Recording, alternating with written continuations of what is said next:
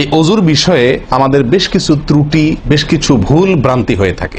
অজুর যে ভুলগুলো হয়তো আপনিও করেন, আমরাও করছি প্রতিনিয়ত, কিন্তু জানি না। এখন একটা সমস্যা হলো, আমরা আজকাল বেশিরভাগ লোক অজু করি হলো টয়লেটের মধ্যে, আর টয়লেটের মধ্যে আল্লাহর নাম নেওয়া নিষেধ, ঠিক না? ঠিক, টয়লেটের মধ্যে আল্লাহর নাম নেওয়া নিষেধ, জায়েজ নাই।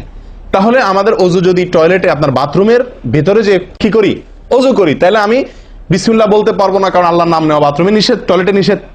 আবার বিসমিল্লাহ না বললে আমার অজুটাও পূর্ণাঙ্গ হচ্ছে না, তাহলে আমি করবোটা কি?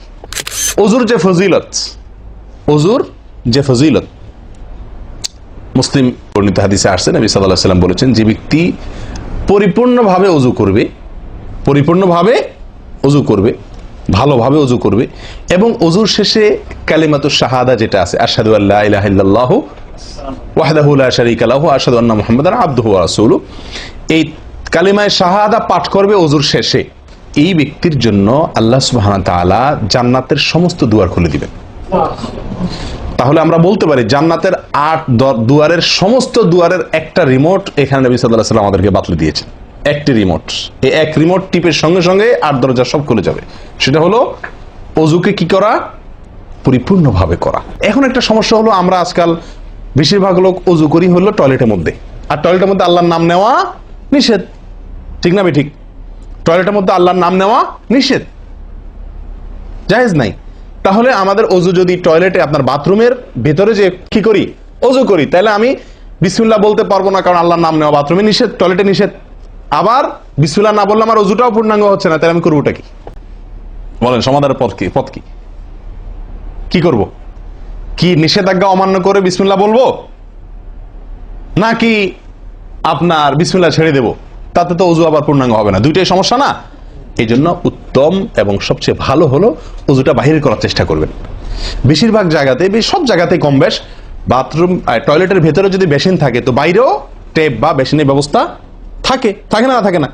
বিশেষ করে বাসা বাড়িতে অথবা অফিস আদালতে দেখা যায় যে ওই টয়লেটে অনেক সময় আমরা কি করে ফেলি, অজু করে ফেলি। এটা উচিত না, এটা একটা ভুল আমাদের।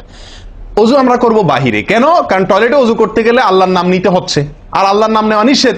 সেখানে আমি সেখানে আল্লাহর নাম নিতেও পারছি না, আর নাও নিতে পারছি না। যদি নেই তাহলে আল্লাহর নাম নিয়ে গুনাহ করছি টয়লেটে, আর যদি না নেই তাহলে আমার অজুটা অপূর্ণাঙ্গ থেকে যাচ্ছে, ঠিক না? ঠিক, এই জন্য আমরা উত্তম হলো অজু করব কোথায়? বাইরে এসে, যে কোনো টেপে। কথা কি বুঝাতে পারছি? বাইরে এসে, একান্ত যদি কখনো আপনি বাধ্য হয়ে যান, বাইরে ভিড় নাই, ব্যবস্থা, সেটা ভিন্ন কথা। আর বাসা বাড়িতে যদি এরকম কোনো বাসা বাড়িতে যে বাইরে কোনো সিস্টেম নাই, আপনার নিজের বাসা না, আপনি ঠিক করতে পারতেছেন না, তো কমপক্ষে বেসিন এবং আপনার টয়লেটের কমোডের মাঝখানে কি দিব, একটা পর্দা বা ওয়াল, কোনো কিছু দিয়ে নিব ইনশাআল্লাহ। কথা বুঝতে পারছি ভাই? আল্লাহ তাআলা আমাদের সকলকে এই বিষয়টি লক্ষ্য করার তৌফিক দান করেন। তাহলে ভাই, আমরা বিসমিল্লাহ পাঠ করব অজু শুরুতে, লক্ষ্য করব ইনশাআল্লাহ, যাতে করে অজু শুরুতে বিসমিল্লাহ পাঠে ভুল না হয়। মনে থাকবে তো ইনশাআল্লাহ? আল্লাহ আমাদের তৌফিক দান করেন।